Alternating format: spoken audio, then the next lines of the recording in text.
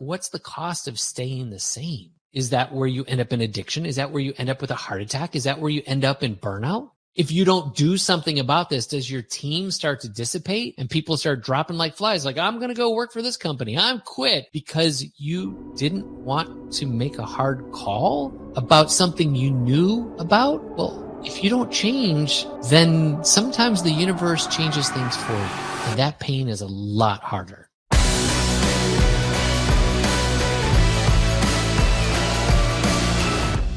Welcome to Evolve Leadership, the arena where high-achieving leaders are challenged to redefine their limits. My name is Angus Nelson. I grew up in the United States and I now live in Lisbon, Portugal. I'm an executive coach and I've spent my career advising and training leaders from startups to Fortune 500 companies. And here's what I've learned. An old, ineffective leadership framework will always keep you on a hamster wheel, consumed with work-life balance, burnout, and stress. Here on the show, each week we'll help you rethink the path to achievement. We'll help you discover new principles, new philosophies to the modern leader. Look, the world is relentlessly changing, demanding a new era of leaders. It's time to redefine your limits. So enter the arena, my friend. It's time to evolve.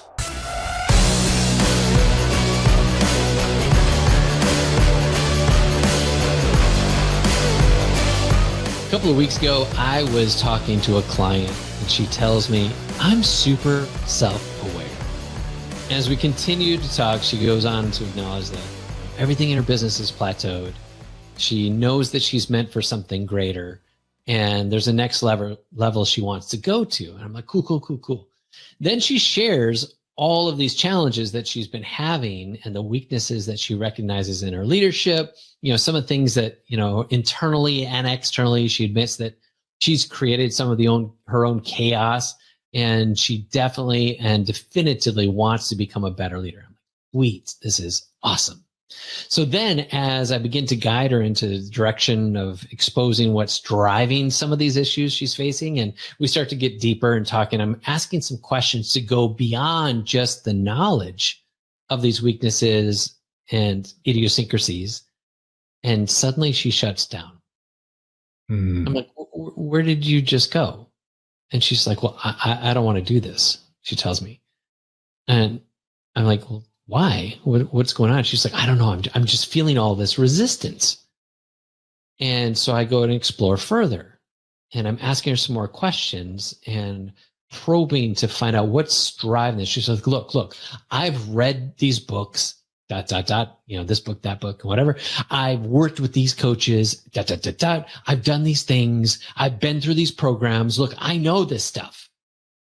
And I'm like, hold on, let's take a breath. And I go on to tell her that just because you know something doesn't mean you're doing something about it. I tell her, like, it's a thing that you have to understand, that just because you know a thing doesn't mean you're able to implement it in your life. And if you're listening and this sounds like familiar to you, I would say that like information is like food. You consume it, it feels good, it tastes good, but if you don't metabolize it, if you don't turn it into action, it just accumulates and it becomes like mental flab. And that's where so many people are. They're like information hoarders. Like, just let me go to another conference. Let me read another book. Let me listen to another podcast. Let me watch another YouTube video. And they're collecting all these insights, all this strategy, all this knowledge. They know a lot about a lot of things, but they're not implementing them. And for this client, her two primary needs, adaptability and awareness, they were not being met by information alone. She needed action. She wasn't taking action on the things that she knew. And it's like another one of my clients, this guy who he knew that his wife's love language was quality time. And so he then implemented a weekly date night. And then lo and behold, the relationship reignited with passion and understanding. Imagine that. And for his children, he committed to being fully present. So when he'd get home at the end of the day, he'd put his phone in another room. And during dinners and engaging activities, the phone was not disrupting him. He was there to love on his kids. And the emotional distance that once had been was no longer. And he found this newfound connection and newfound closeness and admiration that his kids were giving him because he was fully there. They felt his attention.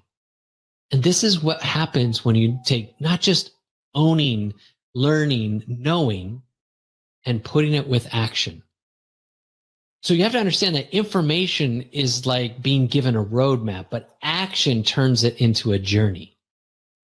Information is like the starting line, but action is the actual race. And it's the race that each step takes you closer to becoming the leader and the person you aspire to be. And Timm, that's what we're going to talk about today, is that information is not everything. Right. And Angus, how many of us are guilty of, oh yeah, I have that book. It's somewhere on the bookshelf, and we've flipped through it a few times, or maybe we've read it all, but actually implementing it is part of this idea of self-awareness. So self-awareness gets thrown around a lot, and it doesn't simply mean you're aware of the problems, but don't do anything about it. Now, self-awareness in business, especially, and that's what we do with a lot of businesses, is extremely valuable, right? It helps improving decision-making. So you can be more in alignment between your choices and your personal values. It helps with emotional regulation. So when you get triggered, and you know how to manage your reactions in business situations or with your team, with your spouse, with your wife, with your husband. Enhance leadership skills, right? So you're able to collaborate with effective teams, authenticity, increase resilience. You can bounce back faster. But self-awareness in itself inherently requires taking action on the problems, right? We can't just go, oh yeah, I have this problem. And I think we've all done this to a certain degree, but we've all met people who have all the labels. Oh yeah, I'm ADD, or I have this, or I have that, or my personality is this. And they use it as an excuse not to take action, and they stay in their same problems. Well, today we want to move forward from just awareness, just awareness of the problem to action. Come on. It's like when you see something, when you identify something in your life, you're like, oh, I just lost my temper. Oh man, that was super sarcastic. I'm sounding like a bit of a dick right now. And we kind of know that thing. It's like the check engine light goes on. It's blinking. But how many times do we either let ego get in the way? We let our pride, we don't want to admit a mistake, or we're just unwilling to do the work in that moment to course correct. We feel like that might say something about us, or we're afraid maybe it's going to take much longer, or we're going to have to explain ourselves. There's these weird nuances about why we don't actually take action. That's the stuff that is really the most powerful to uncover. And yet leaders who act on their self-awareness experience 50% less stress, right? And there are 21% more productive than those who don't act on the things they notice. This is coming from the American Psychological Association. Timm, we know that when you don't act, the cost of inaction can create so much more havoc, right? Yeah. I mean, Angus, it's I love that illustration with the check engine light. In college, and definitely in my early 20s, I would see the check engine light and just hope that it would go away somehow magically, And then sometimes I would take into the shop and they go, oh yeah, that's going to be, $400 worth of work. And I would wait on that, right? I would wait on that. But many times we wait until the pain of not taking action is greater than the pain of actually making the change. So I'm driving down the road and my car breaks down, and now it's thousands of dollars worth of repairs instead of if I had just gotten that $200 or $300, $400 repair. But that happens with everything. We talked about this a couple episodes ago with health. Many times, the guy that goes, oh, I don't have time to exercise right now. I'm just so busy in my job and role. Well, all of a sudden the heart attack comes, and now I suddenly have the time to make room for it because the pain of not changing is catching up, right? Or the person who isn't present with their spouse because they're working like crazy, isn't present with their family. And all of a sudden the bags are packed at the door and they're ready to take off. And so many times, if we can forecast ahead of time and make the change now, as painful it may be, it's going to save us a lot of pain in the end. And we see it in business all the time. Angus, I remember this magical place that we would go to on Friday nights when I was growing up. It was called Blockbuster Video. Remember that? Yeah. And so I would get Red Vines. I would get that cheap extra butter microwave popcorn. And we would get a VCR video, right? That we would play. And remember, you had to rewind them before, be kind, rewind. Yep. But Blockbuster, they like owned the video industry. They were king of VHS video. And they had the opportunity to buy Netflix for $50 million. And they decided against it. And they just underestimated the potential of digital media streaming. And even though there was a clear shift and there were clear check engine lights that everything was shifting towards digital, they decided to stick with their brick and mortar. And as a result, I mean, in less than 10 years, they were bankrupt. And Netflix is now, 200 billion or more at the time. And so there's this really powerful thing about being able to forecast, what is it going to cost me if I don't change?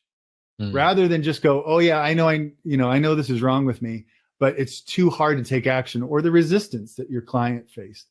If we can actually forecast and say, I'm going to make the hard choice now, it'll cost us a little bit on the front end, or much less than it would if everything starts to fall apart on the back end. Am I right? Yeah, for sure. And, you're saying on the business side, I would also say, person that comes to mind is kind of in the perception of denial is Elizabeth Holmes. And if you remember, she's the one who was behind Theranos. And if you're not familiar with the whole story in biotech, speaking of Netflix, there's a show about it on Netflix. And plug. So you would just, basically take a drip of blood, off your finger, and they would run these tests, and they could like revolutionize, research and find all the different ways that maybe you had this disease or this problem just from a drop of blood. And as they moved forward, she knew the thing wasn't working, that they didn't have the same kind of technology that they were promising. It didn't exist. But she chose to ignore the truth, thinking that, the technology will catch up. They will finally figure it out. And instead, she just kept plowing forward, pushing forward, and making all these claims that simply did not fit the truth. And her failure to confront these problems and take the corrective action to say, you know what, we're not quite there yet. Or, hey, some of the things that we had hoped to do aren't quite where we want to be. We're finding notes on other partners or whatever, just to have some transparency and some clarity. Man, she instead kept pushing forward with a lack of action to correct, even though she had the knowledge that what they were doing was fraudulent. And as such, she's now in prison today. And this is what happens when, in a different facet, you know something to be true and not take action, that it can actually damage your reputation and it can actually interrupt your life in very severe ways. Yeah, Angus, and taking action changes everything, right? Even it's the smallest incremental steps when we take ownership and action. That's when we see leaders like Arianna Huffington, right? She had that health wake up for her. She was a co-founder of Huffington Post, faced severe health issues because of sleep deprivation, stress in her role, and realizing the need for change. She took responsibility and she founded the Thrive Global, a company that aims to end stress and the epidemic of burnout that is in so many C-suite leaders, and really create a healthy work-life balance for herself, but not only that, for other people as well.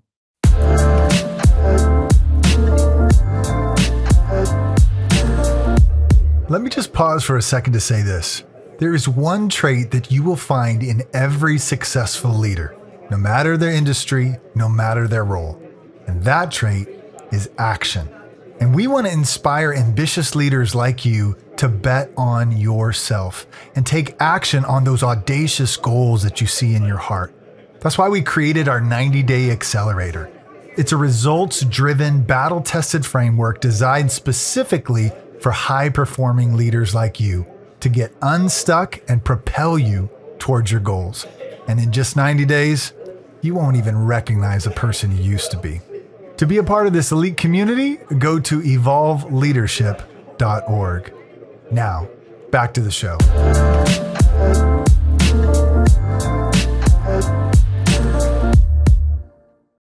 Agreed. Sometimes it takes courage, right, to make the tough call, or what might people think. And for Ariana, it was, doing something that could be, seen as deeply personal. Like, I am having an issue and I want to fix it. And someone else that makes me think of is Iron Man, Robert Downey Jr., when he had his bout with substance abuse. And anyone could have written him off. It's like, oh, you just, druggy, blah, blah, blah. Oh, he's back in rehab again. But he stayed at it and made the courageous choice to take action. And so when he checked himself in and started getting all of the treatments, for his addiction, and he finally rebounded, became one of Hollywood's, A-list actors. Well, that's kind of a storyline that we can all rally behind. And yet it starts with a hard decision. Where are the other areas in our lives where, like at the top of this, conversation, when one of my clients sees this challenge, instead of having the courage to just own it and say, you know what, I'm the correlation to all of this. I'm the only common denominator and I'm going to change. That's what could happen in that courageous moment. And it says I was in Forbes magazine, they said that organizations that act on their analytics have 33% higher profit growth. Now, this is a surprise. Right? So imagine when you actually look at your data and then can get really honest with it. So if you act on the data to course correct, if you act on data to be clear and transparent, that could be something to do with stock prices. That can be to investors. That can be to your team, to your board. Sometimes we have to be courageous to actually articulate and take action in the things we know that are going to be best for our business in the long term, but in the immediate may feel a little uncomfortable. Yeah. And Angus, you brought up the resistance that we can feel when we feel we know there's a change that needs to happen, and yet it feels like everything in us is fighting it. And many times and you talk about this, many times we're just trying to be safe, right? We've had experiences that have hurt us, right? Maybe we've had bad relationships, right? And so we decided to close off all emotions. I'm not going to open myself up to anyone else again. I'm not going to be hurt again, right? And so it's like a defense mechanism when we feel that resistance to push away from whatever change we know we need to make, because we don't want to get hurt again, or we don't want to experience that uncomfortable thing. You know what I'm talking about? Oh, for sure. And taking that kind of responsibility for the stuff, radical responsibility to just own your stuff. Oh God. I can remember in my life, even with my story, when I finally said, look, I have an addiction problem. That was embarrassing. That was, vulnerability and transparency at the time that I was not comfortable with. And yet taking that ownership, I'm the problem. I'm, the one doing this. And I've had to do this in my leadership where, what was it, a year and a half ago, 2 years ago, when I fired myself, I just said, I'm not the leader this company needs. And so at the end of the day, I literally just said, I'm done. I'm fired. And tomorrow I'm coming back as a new employee, even though it's my company. Yeah. I had to come back as someone different. And then when I admitted that to you guys, that hurt. That was crazy. But yet these are some things we have to do. But there's this other side of it too, is what's the cost of staying the same? Is that where you end up in jail? Is that where you end up in addiction? Is that where you end up with a heart attack? Is that where you end up in burnout?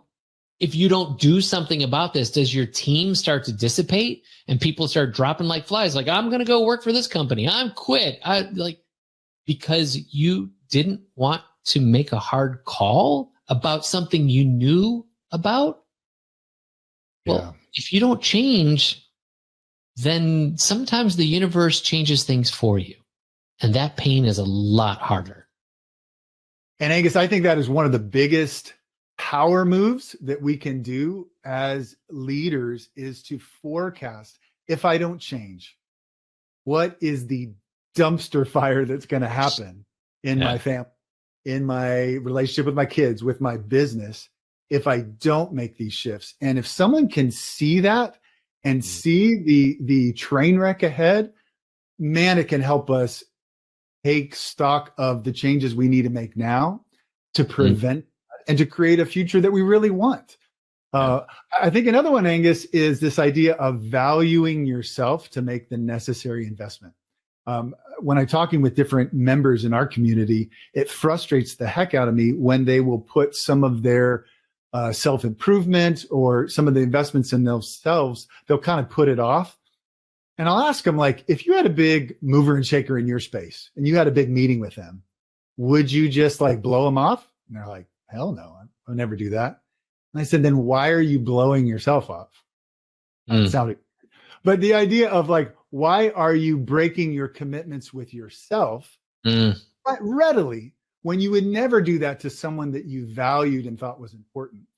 And so in some ways, it's actually valuing ourselves as the badass leaders that we are. It's seeing ourselves and making those commitments and keeping them.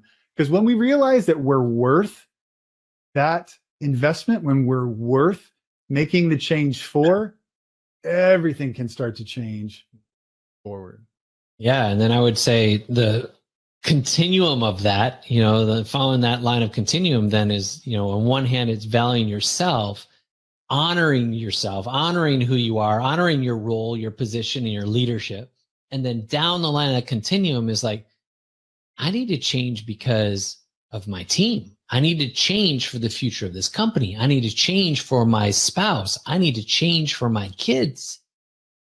Like, we aren't recognizing the value that we also represent to these other people and the value that they have in our lives, in our business, in our, whatever.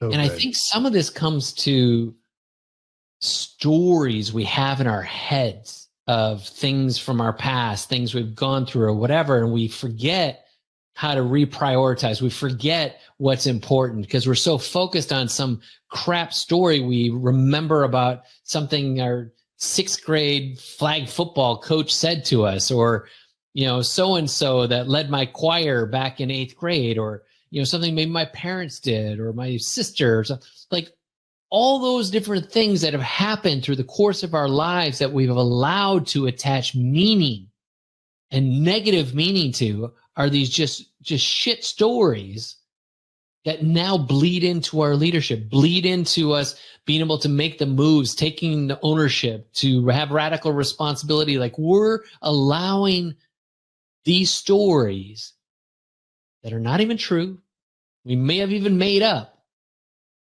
and we're having them keep us small, having them keep us weak, having them cause us to feel like the victim in our own story. Yeah.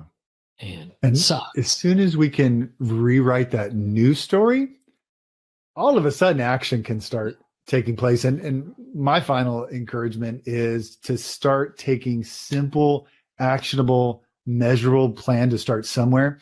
Angus, you know me, but I tend to want to do big moves, and I'm a planner, right? So I want everything kind of laid out. And so I'm going to make this big change in my life, and I'm going to do X and Y and Z. And it's almost like if I can't do that perfectly, I won't even try, or I won't even start, right? I'll delay, I'll put it off, I'll procrastinate.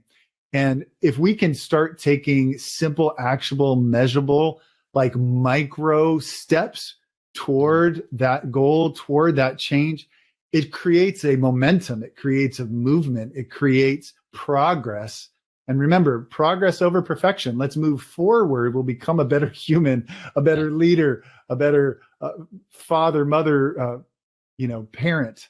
And that can change everything. Just when you start getting those wins, one of my buddies called it stacking W's, right? You start stacking those W's, all of a sudden it gets easier. The next bit of resistance that comes, you're like, oh, I'm going to knock that down because I knocked down this other one and this other one and this other one. And if I could just really summarize real quick, like the practical steps you mentioned, take radical responsibility, right?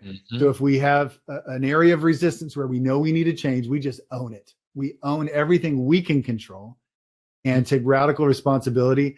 We ask, what's the cost of staying the same? We value ourselves and value our loved ones enough that we're worthy of the investment. We rewrite the crap stories, and then we just start taking action in simple steps. And Angus, when I think of resources or podcasts or books or anything, any that you would recommend on this subject? Normally, this is when we would do that, isn't it? And I would say no. That's your problem, yo. I'm not going to recommend anything because you are listening, you're whoever you are, wherever you are, and you're like, oh, I'm going to read this book by that guy. I'm like, no, I want you to take action on what you already freaking know. Like, if there's anything I just want to underscore in this whole conversation, just to kind of like take this whole thing as the metaphor that it is in some form or fashion, I guess, is just take the action. What is it you can do in the next 7 days, in the next week, that's going to move you forward? What's the thing that as the words are coming from your mouth, they're like, well, that's inappropriate. Oh, that's off base. Oh, that's sarcastic. And in that moment, you can make a choice to say, you know what? I probably was a little sarcastic in my response to you. And I just want to say I'm sorry. And I'm going to try not to do that anymore because I honor you and I respect you. And I want you to feel like you can come to me and I'm not going to give you some kind of a barrage or make you feel disrespected or like whatever, fill in the blank with the thing that's meaningful. So ultimately at all of this, your opportunity is what's one small thing I can do to take action on this week that's going to start a forward progress in my colleagues, with my team, with my spouse, with my kids. You know what you need to do. You are a brilliant, smart person who have gotten to this position in your life, in your business, in your reality. And instead of questioning like, well, how do I change this? Just start with taking action on one small piece of something you already know about. And be self-aware that when that thing pops up, you're like, I did it again. Hey, let's do this different. And then take that simple action. Radical responsibility. Oh, I'm going to own that. Oh, I'm going to care about the people around me. I'm going to give some value to them, value to myself. Oh, here we go. I'm going to recognize the cost of this. If I keep being sarcastic, it's going to start pushing people away. It's going to drive them. They don't want to feel safe in my present. They're not going to be honest with me. They're not going to tell me how they really feel. Ooh, got to change that. Well, then what about my stories? Maybe I'm being defensive. Maybe I'm thinking they're trying to do something they're not trying to do. So maybe I'm putting meaning on something. These are my stories. I'm going to own that crap. Oh, or finally, just going to do what I know I'm supposed to do. We all know if you want to lose weight, stop putting Twinkies in your mouth. Stop sitting on your couch waiting for Blockbuster to turn into Netflix. Stop doing all the things that that cause the calories to build up. Like, we know how to do these things. But will you take action? That's the definitive difference. Taking action on what you know, and you immediately set yourself apart from everyone else.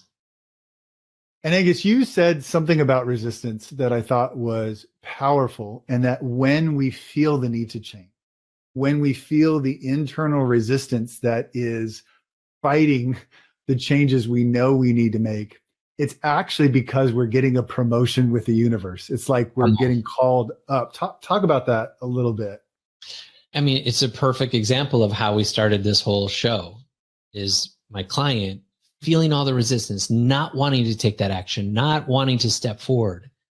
And I would tell you that the resistance you're feeling is like this thing where your subconscious wants to keep you in its little box. Like, oh, you're so beautiful. You're so cute. Stay right there in your little box. And here we are trying to maximize, optimize, become who we know we're capable of. And the moment you start taking the step forward, it's like the universe tries to stuff you right back into the box, right? That's what you're talking about. And I would tell you is, I say this all the time. Joseph Campbell said that in the cave you fear to enter lies the treasure that you seek. Like this thing that you want to get to, this optimized self, this great leader, this incredible parent, this great spouse, this whatever that is typically on the other side of something you've been unwilling or unprepared to step into. And now the universe has presented it to you and say, are you ready now? And if you will persevere and push through that thing that you're afraid of, push through that thing that intimidates you, push through that thing that feels like the resistance, on the other side, you will be set free. On the other side of that will come a liberty. On the other side of that, you'll walk away from fear. On the other side of that, you'll see how powerful you truly are. On the other side of that, you'll become so cognizant of the fact that you are one powerful individual simply because you push past the resistance. Resistance is the invitation. And it says, come on higher. Get stronger. Be who you know you're capable of being. That's the challenge. Push the resistance by taking the action, and you'll find an incredible resolution, a resolve, a strength, a fortitude, an audacity, a strength, a joy. You'll find all the things on the other side, and you'll actually step into your true power. Validate yourself, honor yourself enough to push through the resistance, and you'll see your entire world go to a completely different experience. And then go make it contagious. Tell someone else. Challenge them too. This is the journey we're on. The journey is action. Go take it. As we wrap up another episode of Evolve Leadership, thank you so much for taking time to invest in you. If there's to be any sustainable growth in your company or even in your relationships, you must grow first. And it's what I love to do for leaders. To help them grow, to challenge their thinking, sharpen self-awareness, to instill an unshakable confidence, and ultimately upgrade their sense of self. And we do this through our proprietary method called Agile EQ Plus, where we're leveraging agile leadership and emotional intelligence. We provide our signature training for individuals, and for businesses, we've designed a unique curriculum for company-wide learning and development. If you'd like to learn more about our training or to schedule a call, you can simply go to evolveleadership.org. And until next time, stay driven, keep climbing, and never stop evolving.